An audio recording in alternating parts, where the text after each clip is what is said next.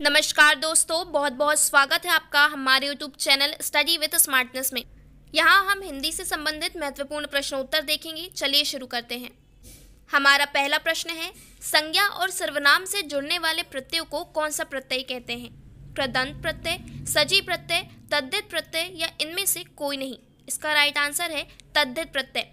चूंकि तद्धित प्रत्यय वे प्रत्यय होते हैं जो संज्ञा, सर्वनाम, विशेषण आदि के अंत में लगकर नए शब्द बनाते हैं और इनके योग से बने हुए शब्दों को तद्धितांत या तद्धित शब्द कहते हैं।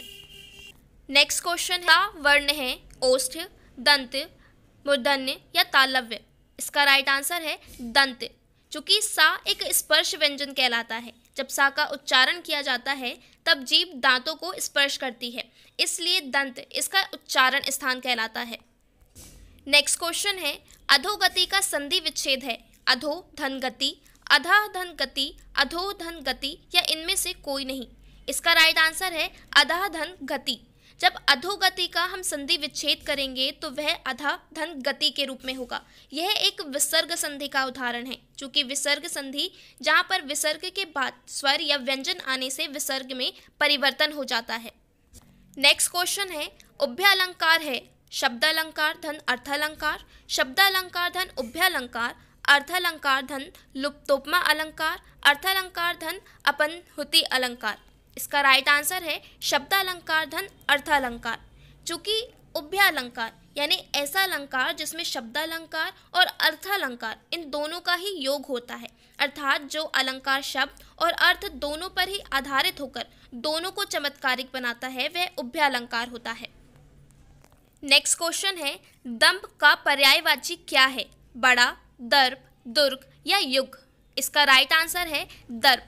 चूंकि पर्यायवाची यानी एक से अर्थ प्रकट करने वाले शब्द होते हैं तो दंभ का मतलब अहंकार से होता है। इसे हम अभिमान, मद या घमंड भी कह सकते हैं। तो दंभ का पर्यायवाची यहाँ दर्प होगा।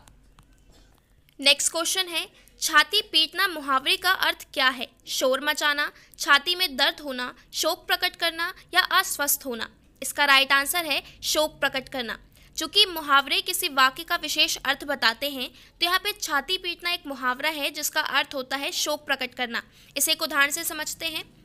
अपने किसी संबंधी की मृत्यु पर मेरे पड़ोसी छाती पीट रहे थे यानी दुख प्रकट कर रहे थे। नेक्स्ट क्वेश्चन है, विद्रोह करना निम्न में से किस मुहावरे का अर्थ है? गम खाना, गर्दन उठाना, गर्दन झुकाना या गर्द जीतना। इसका राइट आंसर है गर्दन उठाना।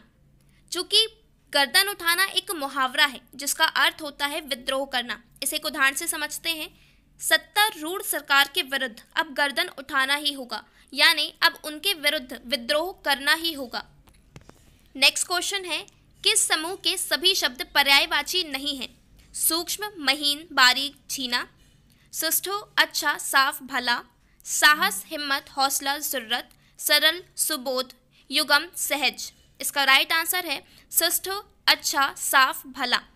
ये पर्यायवाची समूह नहीं है क्योंकि यहाँ पे सुष्ठु इसका मतलब होता है अत्यंत, जबकि बाकी जो शब्द युग्म और समूह हैं वो सभी पर्यायवाची हैं। नेक्स्ट क्वेश्चन है, उन्माद का संधि विच्छेद होगा उन धन याद, उत धन माद, उत धन गात, उन धन मान। इसका राइट आंसर है उत धन मान। जब हम उन्माद का संधि विच्छेद करेंगे तो वह उत धन माद के रूप में होगा। ये एक व्यंजन संधि का उदाहरण है जहाँ पर ता और ना मिलकर आधा ना बना रहे हैं। नेक्स्ट क्वेश्चन है, किस रस को रसराज कहा जाता है? वात्सल्य रस, वीर रस, श्रृंगार रस या शांत रस। इसका राइट आंसर है श्रृंगार रस। श्रृंगार रस को रसराज या रसपति कहा जाता है क्योंकि यह अत्यंत व्यापक है और इसका स्थायी भाव रति या प्रेम होता है। नेक्स्ट क्वेश्चन है, मेध, मेधा इस शब्द युग्म का सही अर्थ भेद क्या है? चपला, बादल, यज्ञ, बुद्धि, बुद्धि, यज्ञ, बादल, चपला। इसका राइट आंसर है यज्ञ, बुद्धि। चूंकि मेध का मतलब यज्ञ या हवन से होता है जबकि मेधा मतलब धारण शक्ति या बुद्धि से होता है, तो इस शब्द युग्म का सही अर्थभेद यज्ञ और बुद्धि होगा। नेक्स्ट क्वेश्चन है, संचारी भाव के कितने भेद होते हैं? 34, 32, 33 या इनमें से कोई नहीं। इसका राइट आंसर है 33। संचारी भाव यानी अस्थायी भावों से उत्पन्न होने वाले भावों को संचारी भाव कहते हैं। ये परिवर्तनशील होते हैं और इनकी संख्या 33 मानी गई है। नेक्स्ट क्वेश्चन है, पुष्पित में प्रत्यय है इत, अत, एत या इनमें से कोई नहीं। इसका राइट आंसर है इत। चूंकि प्रत्यय वे शब्दांश जो किसी शब्द के पीछे लगकर नए शब्द बनाते हैं, तो यहाँ पुष्पित में इत प्रत्यय लगा हुआ है।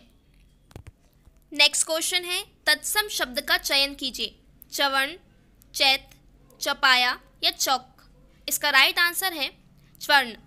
चूंकि तत्सम संस्कृत के शब्द होते हैं जो आज भी ज्यों के त्यों उपयोग में आ रहे हैं, तो यहाँ पे स्वर्ण एक तत्सम शब्द है जिसका मतलब चबाना होता है और बाकी सभी तद्भव शब्द हैं।